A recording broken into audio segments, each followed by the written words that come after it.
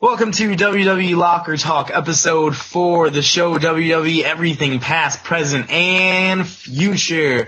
I am, as always, Matt, the main event. As with me, as always, is my co-host, Colton. How you doing? And tonight we got a few topics for you. We're just going to roll with it, see how it goes. Going to shoot it back over to Colton to take us off. Yeah, I'd like to thank all 5 of our fans for showing up. I appreciate you every week. First subject we're going to talk about, if you follow us on Twitter, which you should, at wwelockertalk. Honestly, it's a lot more entertaining than we are on this show. You notice on Monday Night Raw, Matt and I had a little bit of a disagreement when it comes towards the crowd chanting for CM Punk. So Matt, why don't you tell everyone what you thought about that situation? We did have a little disagreement. We were tweeting about CM Punk on our Twitter, and that Twitter name again was at wwelockertalk.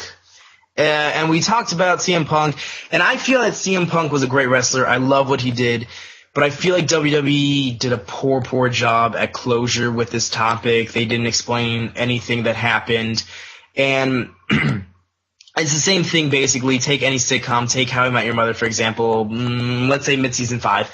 And let's say that Barney Stinson just died one day, let's say from suit strangulation, and they never explained what happened. There would be no season 6. And that is what is happening with WWE right now. We've seen it happen before with the Ultimate Warrior and Bret Hart. They had no closure until years later. And Vince, we've seen it before, and this is exactly it. Vince is a very proud man. He doesn't want to admit when he's wrong. He thinks he's running everything, which, I mean, all men do that a lot. We're hard-headed. But hopefully we don't have to see or wait that long to see CM Punk and Vince come together and hash this out with some closure. Other than that, until we have that, I feel we'll always have the crowd cheering it and this and that. And I know it's bad for business stuff, but I fully support it because of the fact that WWE is just botching the closure altogether. Yeah, to me, this is a pretty simple idea. It just comes down to me as disrespectful. It's disrespectful to those people who were in the ring at the time. You know, CM Punk's been gone for over a year now, and he's not coming back. And so to me, cheering for CM Punk, that's just the crowd trying to make themselves look good. And it's simply that it's just disrespectful, and I don't think that's okay. And I'm just going to leave it at that, and we'll move on to our next topic. That is WWE NXT, the next generation of superstars. We both love NXT, as does all of the internet. It did better on Twitter Thursday night over SmackDown, if that's an indicator at all. So Matt, why don't you say a few things? What are your favorite things about NXT? Well, some of my favorite wrestlers are, my overall favorite wrestler is Adrian Neville. I love what he can do. I love that he's the perfect balance of power, speed, high flying. He can do it all. He's fun to watch. He can put on great shows. I don't care if it's mid-card. I don't care if it's a final match. It's just great. Also, Finn Balor. Finn Balor's character, his charisma is amazing. He can put on great matches. I mean, we're looking at the second Irish-born World Heavyweight Champion, and he's going to be the future one. With the big matches, he has the face paint with the jaws and the hair, and he's climbing up there with the smoke all around it. It's eerie, it's suspenseful. I mean, we love this stuff. This is what we eat up, you know? Also, Sami Zayn. I love me some Sami Zayn because he embodies what Christian was, and I love Christian. Sami Zayn's great with matches. He puts on great matches with guys that are bigger than him, stronger than him, faster than him, and I feel like he's basically the better version of Daniel Bryan. I think Sami Zayn's going to be way bigger than Daniel Bryan was when he gets the chance to go up to the big leagues. It's going to be great. Yeah, so just one little comment on Adrian Neville. I love Adrian Neville as well. I love the Red Arrow. In my view, it's one of the best finishing maneuvers ever. But what I love about Adrian Neville, I love his deadlift German suplex, where you don't have the advantage of the guy pushing off the mat. He's just picking, 200, 300-pound man up off the mat and suplexing them, and that is just pure strength. It's something like you saw with Cesaro do a few times with John Cena, et cetera, et cetera. And so I really love the Divas division, the whole idea of give Divas a chance. I think it's an okay hashtag to have.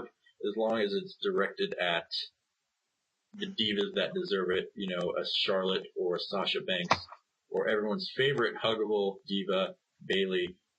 Superstars, divas who can have a great match, can put on a great show, and they're definitely doing that in NXT. They're down there stealing the show. They just main evented this last week's NXT, which was a great match between Charlotte and Sasha Banks for the NXT Women's Championship.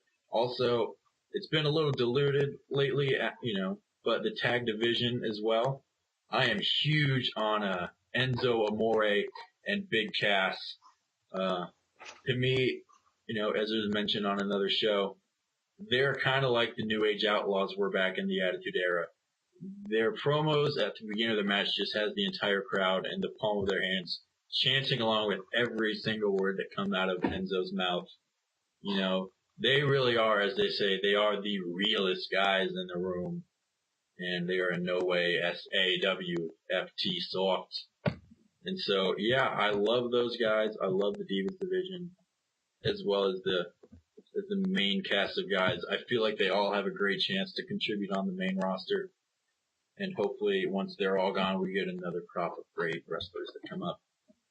And so, Matt, I was listening to one of our favorite shows, RTM Wrestling, earlier, and they discussed at the end of their show how they got into wrestling. And I love that idea. I like talking about my story with that. I know you have a great one as well. So why don't you discuss with everyone what your thoughts are on that? Let me paint you guys a picture. And mind you, when we're painting this picture, we don't make mistakes. We have happy accidents here. WrestleMania 17. And this match, folks, this match was tougher than a $2 steak, let me tell you what. We're having the first ever TLC match with the Hardys, Edge and Christian and the Dudleys. This match was fantastic, and I was a wee little lad when I watched it. It was great to watch. These guys just flying around, just jumping off ladders, crashing into each other. Bodies are broken. They put their careers on the line. And don't try it at home. It was great to watch. It was fun. I mean, I don't even weigh as much as the hair that was in the ring at the time that this match took place. It was fantastic.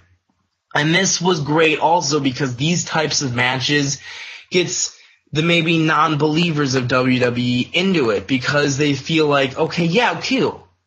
It's fake, but some of the stunts are real. They do get hurt. I mean, like a great man once said, how do you learn to fall off a 20-foot ladder? You don't. You do it because you love the business. And I guarantee you, because I watched an interview with Matt and Jeff Hardy, and I feel like, I think Edge was also in there. They were asked about it, and this interview was taken about a year ago or so. They all said, to the question of how does it feel now because of all those matches, they said, yeah, there are some mornings you get out of bed and you can't really walk. It's hard. The back hurts constantly, but looking back, we love it. We would give anything to those guys because they gave us their lives. It was great. Yeah, and so like you said there, I feel like for you weren't a big wrestling fan, but that's the match that got you into wrestling. Like you said, a casual fan, even though you know it's fake, that you enjoyed it anyways. And I know you got out of wrestling for a period of time.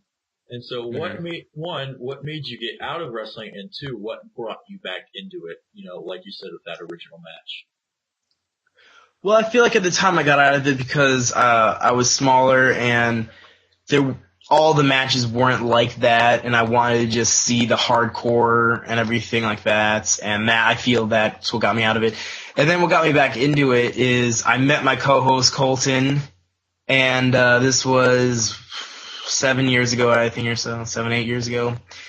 And he liked wrestling a lot, so I watched it, and I think a year and a half after I got back into it, WWE signed Jeffrey Hardy back to a contract, and I lost my mind.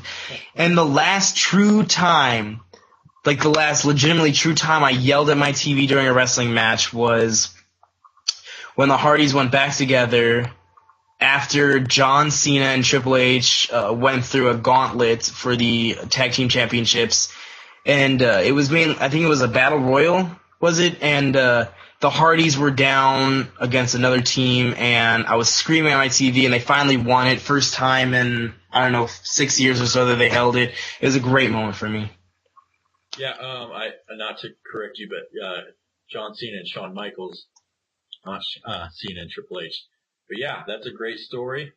I remember that time. Those were some decent times in WWE. To me, what got me into wrestling was my dad has been a wrestling fan for his entire life. And so Monday nights for him was wrestling night. He would watch Monday Night Raw and Monday Nitro. And so if I wanted to get any attention from my dad, that doesn't mean that he was a bad father. He was a great dad to me. And, we had a lot of great times together, even with wrestling. So Monday night I would spend watching wrestling with my dad. And I remember a few matches. I'm not 100% sure because I watched these VHSs that I got of wrestling over and over and over.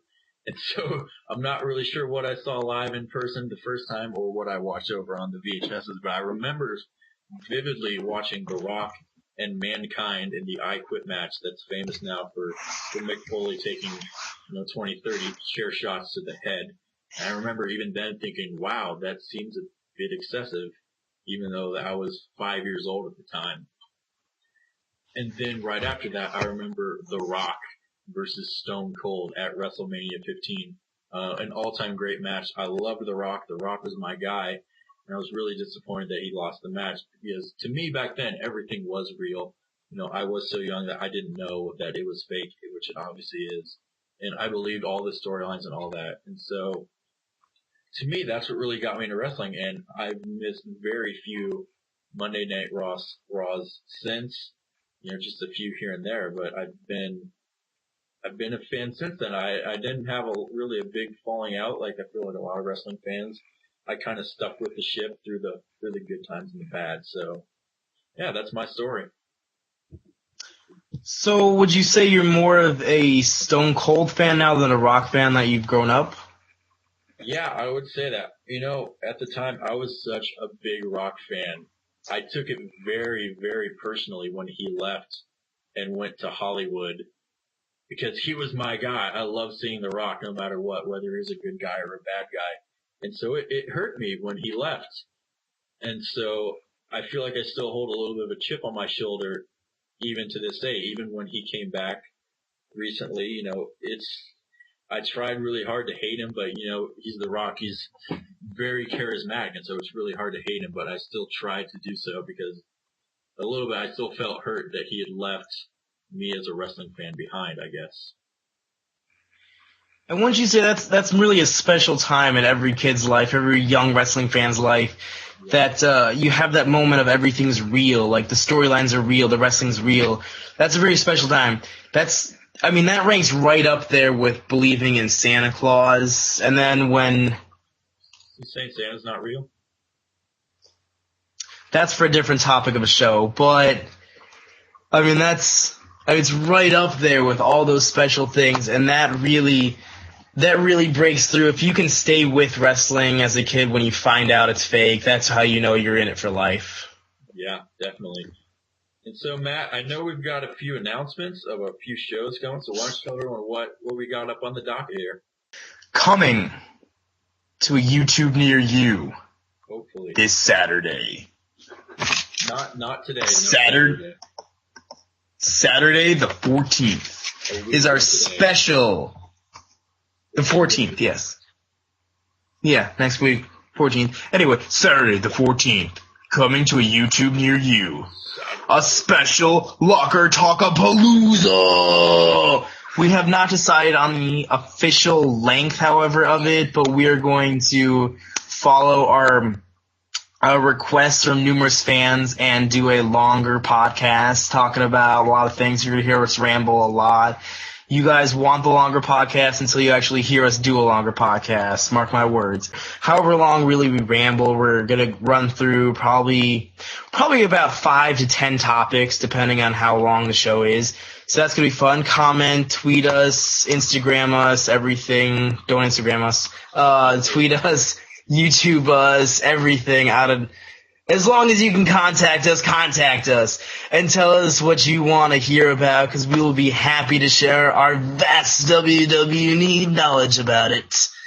So that's going to be coming soon. We hope to collaborate with our friends across the pond as soon as we get a WWE WrestleMania match card. Back to you, Colton, for anything else? I think it's time for our hashtag of the week. So, hashtag soft. Whoa, whoa, whoa! You know it.